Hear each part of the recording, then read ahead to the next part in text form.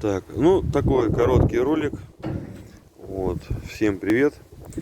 Была такая причина. В автомобиле был стук. Приобрел я автомобиль недавно для работы. Был стук в панели. В районе панели, в подкапотном пространстве. Было непонятно. Ходовая часть была целая, все проверил.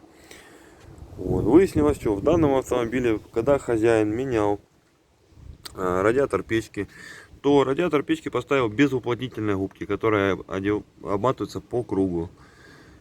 После чего можно проверить это таким способом, где вот они, эти патрубки. Берете за патрубок, если стук есть, значит забыли поставить уплотнительную губку. Я разобрал, подмотал уплотнительной губкой, все собрал и все прошло. Стук не давал покоя 3 месяца, не мог найти причину. Сейчас ездию, радуюсь. Всем спасибо, кому интересно, пишите комментарии.